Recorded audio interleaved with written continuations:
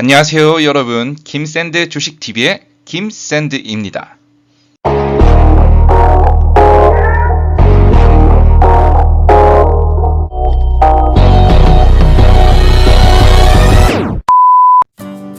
그럼 지금부터 전자공시 시스템을 통해서 사업 보고서를 어떤 식으로 보는지 한번 확인해 보겠습니다. 자, 먼저 네이버에 전자공시 시스템이라고 검색해서 여기 보이는 부분을 클릭해서 들어가 주세요. 회사명에 원하시는 종목, 기간, 그 다음 검색을 눌러주시면 됩니다. 저는 보통 3년을 눌러서 확인을 하고 있습니다.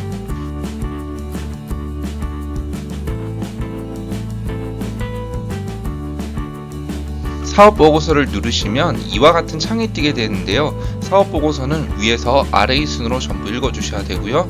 회사의 개요, 사업의 내용, 재무제표, 주석 순으로 계속 모든 것을 다 읽어주셔야 됩니다.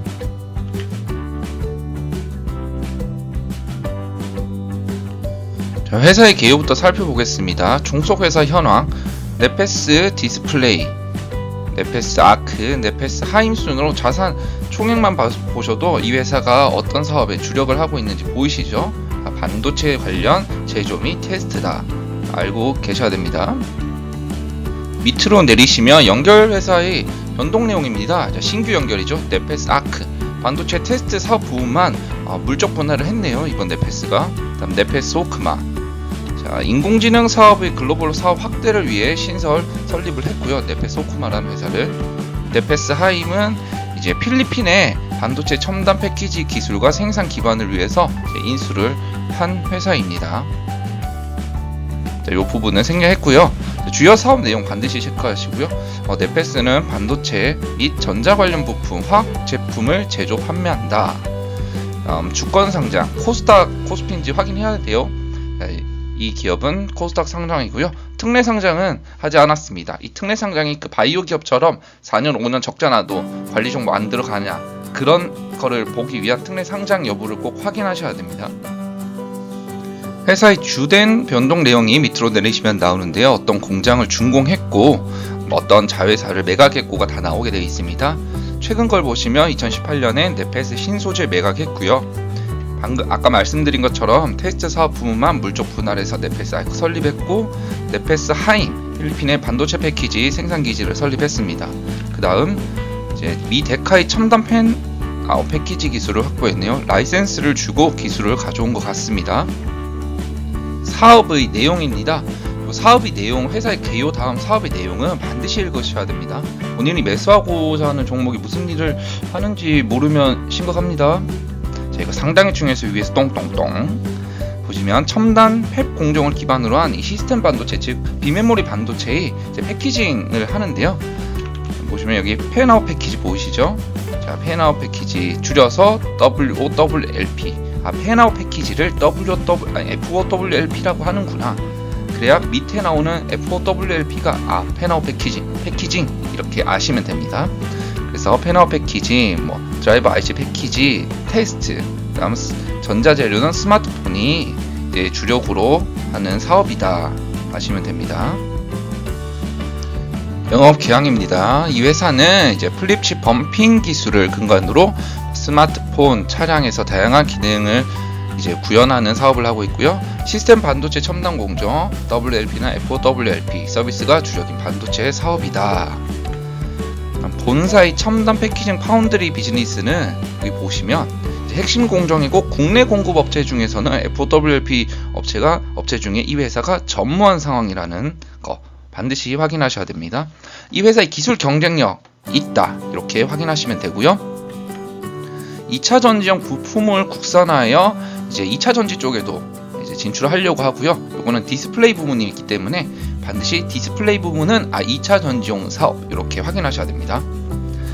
보시면 반도체 부분에서는 범핑 앤 패키지, 삼성전자가 주요 고객이고, 전자재료 쪽에서는 LG 디스플레이, 이 디스플레이 사업부 뭐라 했죠? 2차 전지용 리드탭 쪽에서는 아직 주요 고객이 없는 걸로 봐서 뚜렷한 성과는 나오지 않는 것 같습니다.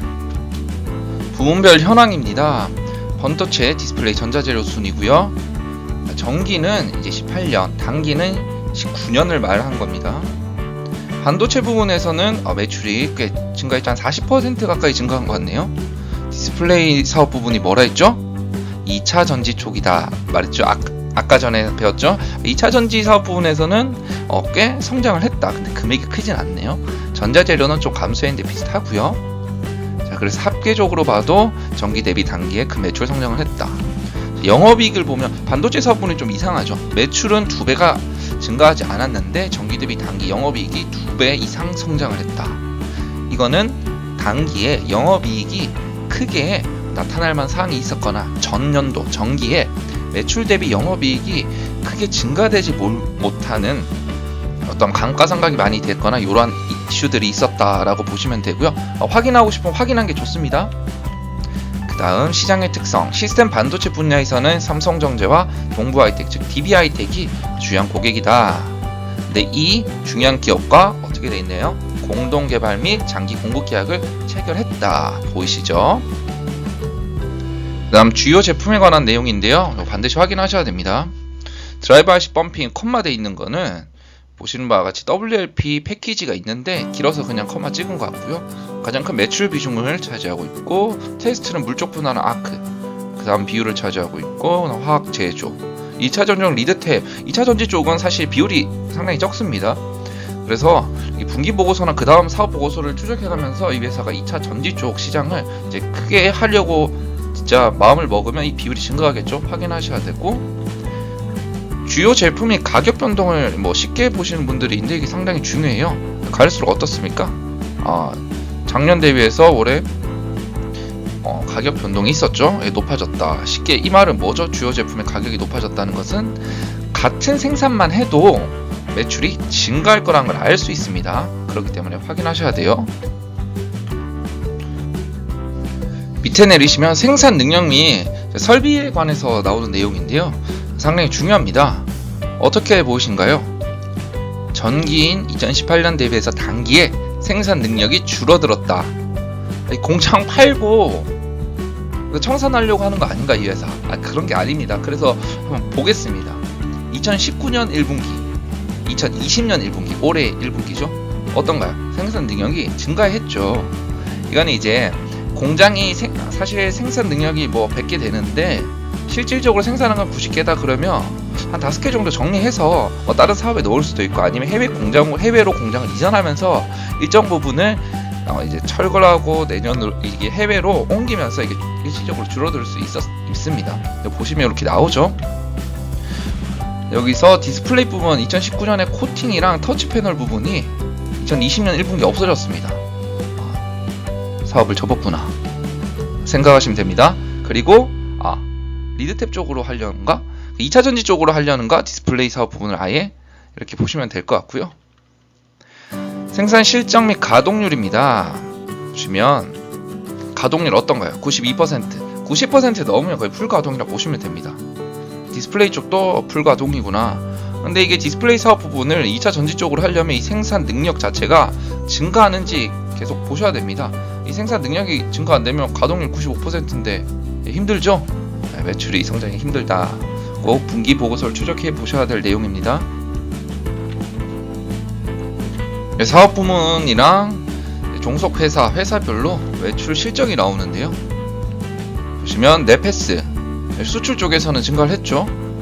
다음 합계적으로 네페스의 비메모리 반도체 쪽은 큰 실적 증가가 있었습니다. 네페스 디스플레이 2차 전지용 쪽이죠. 2차 전지 쪽도 증가가 있었구나. LED 쪽 어떻나요? 없어졌죠? 네페스 LED가 이전에 코팅과 그 디스플레이 패널 쪽을 접었다 했죠, 제가.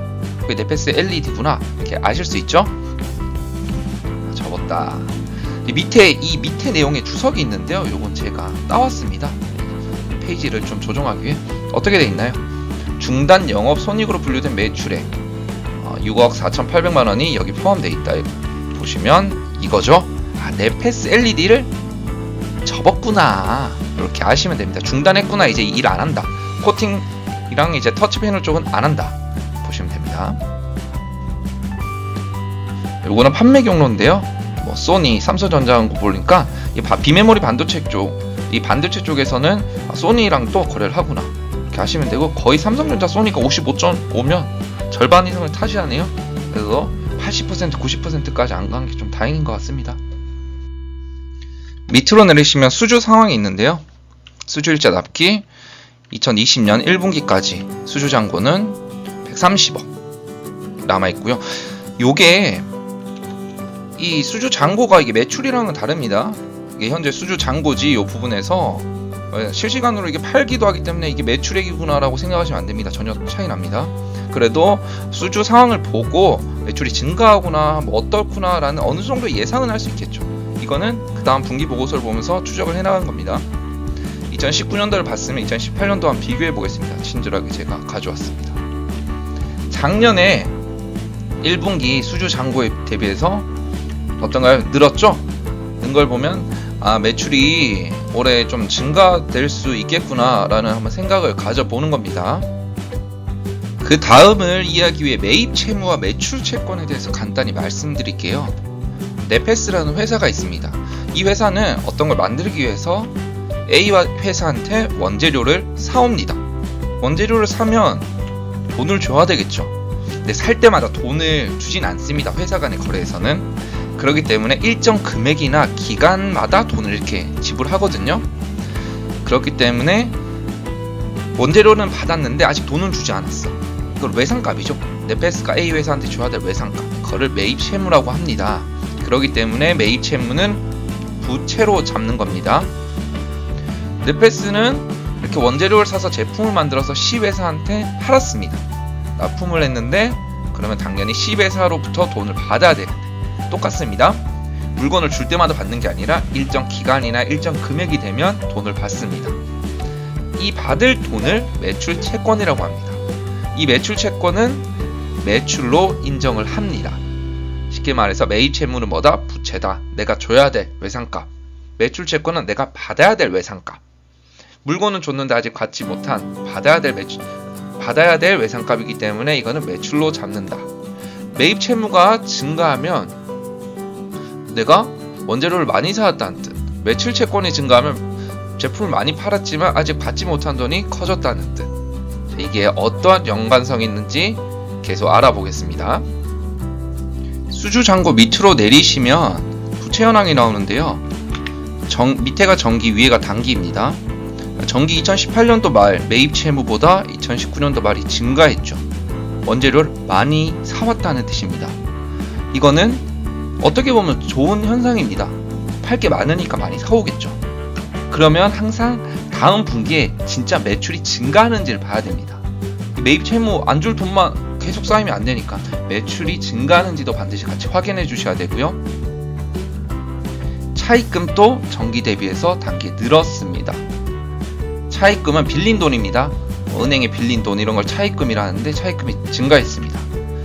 이 부분은 좋은 걸까요? 나쁜 걸까요? 사실 회사가 무차입 경영이라 해서 돈을 빌리지 않고 사업을 하기도 하는데 저는 무차입 경영을 하는 회사를 그렇게 좋아하진 않습니다.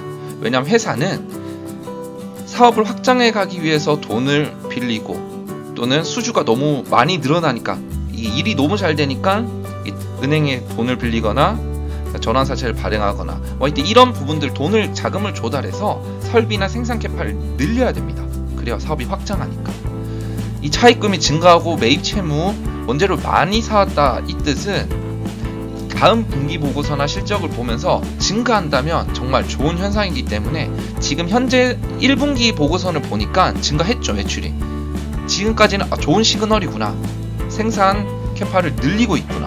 근데 생산 캐파를 늘려놨는데 매출이 줄어들면 큰일 나겠죠. 그렇기 때문에 앞으로 지켜봐야 되는데 20년 1분기 보고서를 보니까 매출이 증가된 걸로 봐서 좋은 현상으로 보겠습니다. 필리핀에 이전에 회사의 계획을 살펴봤듯이 필리핀에 공장도 지었고 하니까 좀 더 살펴볼게요. 지금까지는 좋은 시그널로 보겠습니다. 밑으로 내리시면 연구개발 실적이 나오는데요. 연구개발 실적만 잘 보셔도 이 회사가 어떤 사업에 투자를 하고 있는지 보입니다. 2차 전지 쪽, 인공지능 쪽, 에너지 절감 차량용 스마트 윈도우 쪽 개발하고 있고 2차 전지 쪽 보시면 미래 전략 사업으로 인공지능이랑 2차 전지 쪽에 직접적인 투자를 하는 걸로 봐서 이 회사는 비메모리 반도체 사업에서 2차 전지와 인공지능 쪽으로 사업을 좀 다각화 하려고 하고 있구나, 그리고 여기에 투자를 하고 있구나 라는 것을 볼 수 있습니다. 그렇기 때문에 연구개발 실적도 반드시 확인하셔야 됩니다. 오늘 유익한 시간 되셨나요? 회사의 개요와 사업의 내용만 보셔도 시장 전체적인 상황과 이 회사가 차지하는 어떤 경쟁력이 있는지, 투자할 만한 회사인지에 대한 어느 정도의 눈이 길러집니다. 다음 시간에는 회사가 어떻게 자금을 조달했고 얼마를 조달했고 이자로는 얼마를 내고 있고 현재 부채가 어느 정도고 매출은 어떻게 증가하고 있고 재고자산 얼마인지 기타 등등 여러 사항에 대한 재무제표를 살펴보는 시간을 갖겠습니다. 좋아요와 구독 부탁드리겠습니다.